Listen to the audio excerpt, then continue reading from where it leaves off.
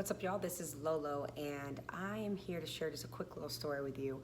I feel like being a life coach, a keep it real type life coach, I like to share stories with you all, some of the things that I have been through, and I hope that these stories inspire you to know that whatever adversities you're facing in your life, you can totally overcome them. I promise you. I have been through so much, and I've overcome so much, and I've yet to overcome even more.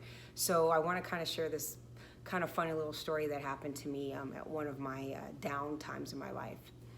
So I was just getting out of a job unexpectedly. I had worked very hard to get this particular job.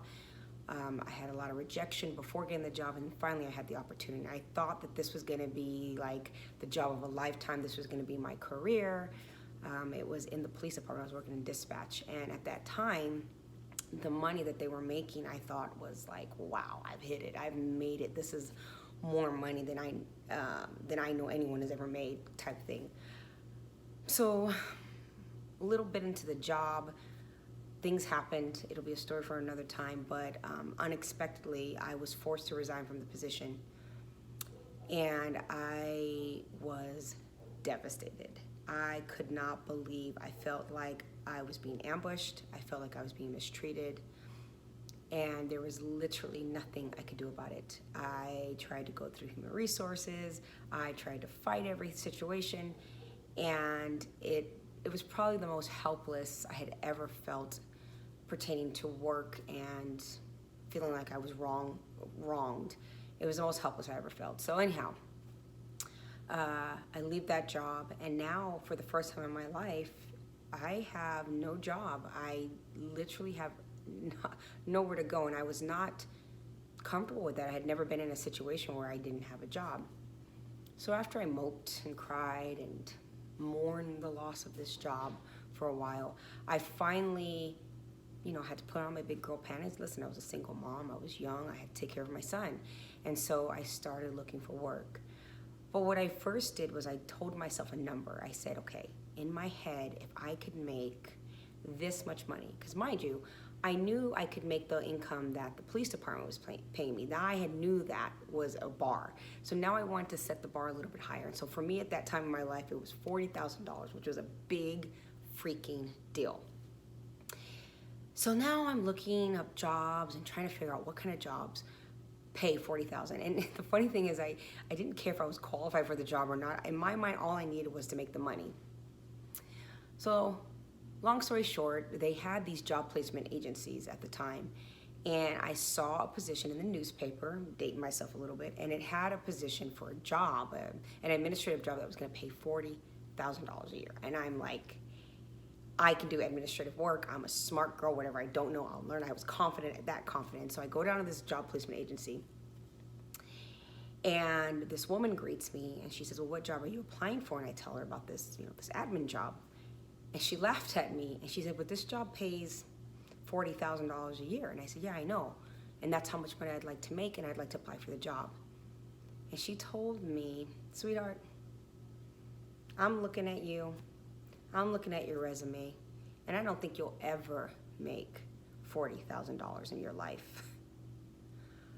I was so pissed, and I was so hurt because I was thinking to myself, how could she dare say something to me like that? Like, she doesn't even know me, and so what if I don't have experience? I can do this job. But I was also hurt because there was a part of me that kind of wanted to believe her, maybe thinking, well, maybe she's right. Maybe I'm not good enough. Maybe I can't do this. So I told her, you know what? I want to apply for the job anyways. And so she said, well, do you know how to do certain administrative programs like Excel? And at the time, I had no clue. And so I said to her, no, but I can learn. Just get me that interview and let that person decide for themselves. She refused. And she tried to steer me into taking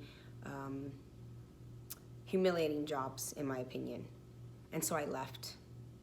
But when I left that place, I left with this incredible amount of determination, because I was not gonna let some stranger who didn't know the fire inside of me tell me what I was capable of doing. Long story short, I went on this mission, and I just started applying for every freaking job that I thought would maybe pay me $40,000 a year. And of course, I got rejected by every single one of them. But I didn't stop. and one day I applied for this particular job. It was the executive assistant to a vice president of a very, very distinguished casino in Las Vegas. And I'm thinking to myself, the highest level of authority I've ever had was a supervisor at best. I've never worked directly for a vice president, but F it, I had something to prove, right?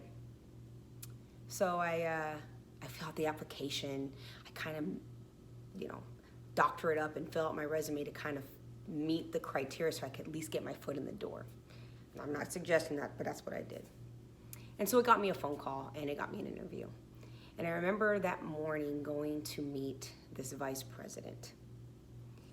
And I kept telling myself over and over again, this job is important to you, but more importantly than you needing this job, I have to believe that this person's gonna need me, and I need this person to believe that. And so I kept that in my mind. They need me more than I need them. And I had to believe that.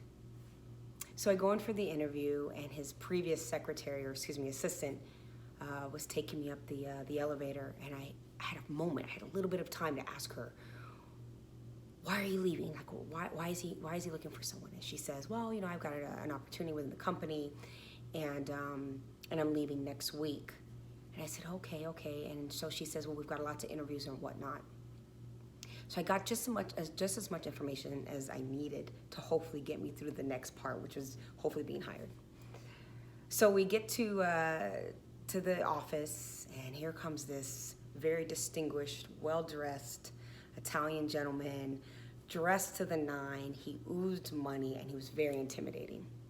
And he asked me to come into the office, and I was so nervous. The only thing I could think was, I have to find a way to get him to talk more about himself than to get him to ask me questions to talk about me. Because if he asks me too many questions, he might find that I'm not necessarily qualified for the job.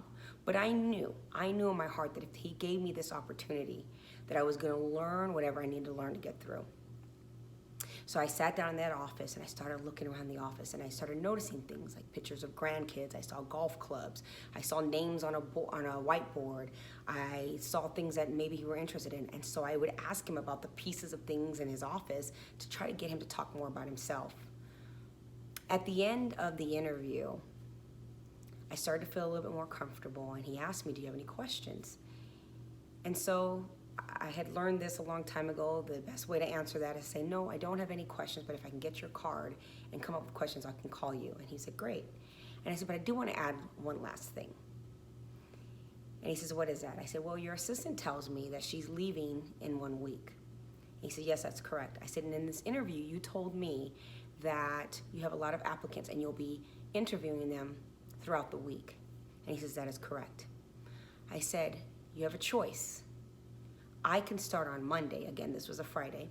"I can start on Monday, and your assistant can teach me everything you need me to know for that entire week, or you can waste your time interviewing other people." He just kind of chuckled, and he shook his head, and he says, "I'll be in touch." And I get up and I leave. And in my mind, I'm thinking either that was the dumbest thing to say or the smartest thing to say, and I didn't know. Well, when I went home, I had a message. And when I checked that message, it was his previous assistant that said, "We would like for you to start on Monday." I couldn't believe it. The crazy thing was, I had no idea how much I was even gonna get paid. I had this number in my head, but now I had this other type of drive. And so I went into the job on Monday, nervous as all hell. And he pulls me in the office and he says, "Oh my goodness, please forgive me. I never discussed a salary, and I hope that this is comfortable because I was really impressed by you, and so I request that you get paid the max." And I said, okay. And he said, "So we're gonna start you off at $45,000 a year." Now that may not seem like a lot of money to people, but that woman told me I would never. And the job that I ended up getting paid me more than she said that I would ever make. What's the moral of the story? Don't let anybody tell you where you're supposed to be in your life. You get to make that decision. I had a lot of no's, I had a lot of rejections, but I got there. And that $45,000 a year career was the starting point to the entire trajectory of my career, where I end up superseding that amount and growing within that company and with other opportunities because I allowed myself to take that risk. If you're in a situation right now where you don't feel like you can get to where you want, stop lying to yourself. And then most importantly, stop listening to the people who are lying to you too. I wanted to share that little story with you because it meant so much to me. I look back and I look at where I'm at now, and I still can't believe it. But I hope that adds some value to you. I hope that lights that fire inside of you. Whatever your goal is, be in that goal. Own that goal. Stick to that goal. You have got this. From my heart to yours.